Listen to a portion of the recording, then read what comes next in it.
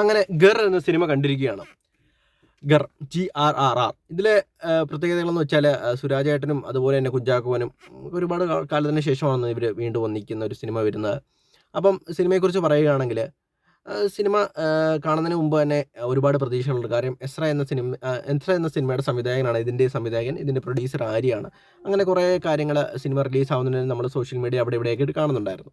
അപ്പം സിനിമയെക്കുറിച്ച് പറയുകയാണെങ്കിൽ ഇതിൽ ഏറ്റവും പോസിറ്റീവായിട്ട് എനിക്ക് തോന്നിയത് സുരാജേട്ടൻ്റെ അതുപോലെ തന്നെ കുഞ്ചാക്കോൻ്റെ പെർഫോമൻസുകൾ തന്നെയാണ്.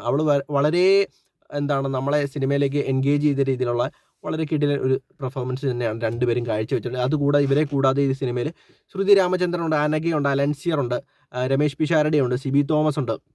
അങ്ങനെ ചെറിയ ചെറിയ റോളുകളിലേക്കും അല്ലാതെ ഒരുപാട് റോളിലേക്കും വരുന്ന ഒരുപാട് ക്യാരക്ടേഴ്സ് ഉണ്ട്.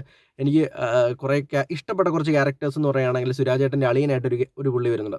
അദ്ദേഹത്തിൻ്റെ ഒരു ചെറിയ കുറച്ച് സമയങ്ങളിലുള്ള അദ്ദേഹത്തിൻ്റെ പെർഫോമൻസ് എനിക്ക് വളരെ ഇഷ്ടപ്പെട്ടു. അതുപോലെ തന്നെ സിബി തോമസ് എന്ന് പറയുമ്പോഴത്തേക്കിനും അദ്ദേഹം സ്ക്രീനിൽ വരുമ്പോൾ എനിക്ക് എന്തോന്നറിയത്തില്ല, എന്തോ ഒരു എനർജി കിട്ടും. കാരണം അദ്ദേഹത്തിൻ്റെ നമ്മൾ എന്നാത്താൻ കേസ് കൂടുതലൊക്കെ ആ കോടതിയിലൊക്കെ വരുന്ന ചെറിയ ആ സീക്വൻസിൽ അദ്ദേഹത്തിനെ കാണുമ്പോൾ തന്നെ ഒരു പ്രത്യേക ഒരു എനർജിയാണ് നമുക്ക്.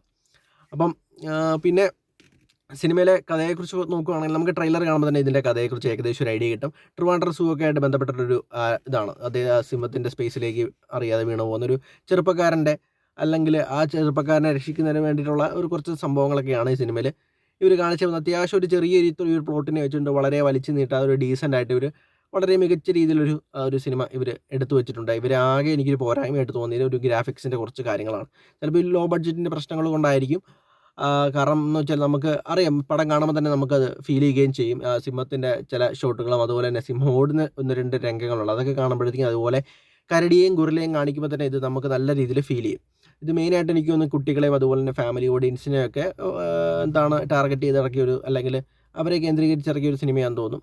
വീട്ടിൽ കുട്ടികളൊക്കെ ഉണ്ടെങ്കിൽ അവരെയൊക്കെ തീർച്ചയായിട്ടും ഈ സിനിമ വളരെ എൻജോയ് ചെയ്ത് അവർക്ക് കാണാൻ പറ്റും. അപ്പം സിനിമയെക്കുറിച്ച് വേറൊന്നും എടുത്തു പറയാനില്ല. ഇവരുടെ രണ്ടുപേരുടെയും പെർഫോമൻസുകൾ ഒരുപാട് നാളുകൾക്ക് ശേഷം രണ്ടുപേരെ ഒരുമിച്ച് കണ്ടതിനൊരു സന്തോഷമുണ്ട്. അപ്പം സിനിമ കാണാത്തവരുണ്ടെങ്കിൽ തീർച്ചയായും വീട്ടിൽ കൊച്ചുകുട്ടികളെയും അതുപോലെ തന്നെ ഫാമിലിയൊക്കെ ആയിട്ട് കാണാൻ സിനിമയ്ക്ക് പോകാൻ ആഗ്രഹിച്ചിരിക്കുന്നവരാണെങ്കിൽ ഒന്ന് ജസ്റ്റ് പോയി കണ്ട് നിങ്ങളുടെ അഭിപ്രായങ്ങൾ താഴെ കമൻറ്റിൽ രേഖപ്പെടുത്തുക. അപ്പം നിലവിൽ കണ്ടവരാണെങ്കിൽ നിങ്ങളുടെ അഭിപ്രായങ്ങൾ താഴെ പറയുക. അപ്പം സിനിമ ഇത്രയേ ഉള്ളൂ. ഇനി അടുത്തൊരു വീഡിയോ ആയിട്ട് വരുന്നവരെ ബൈ.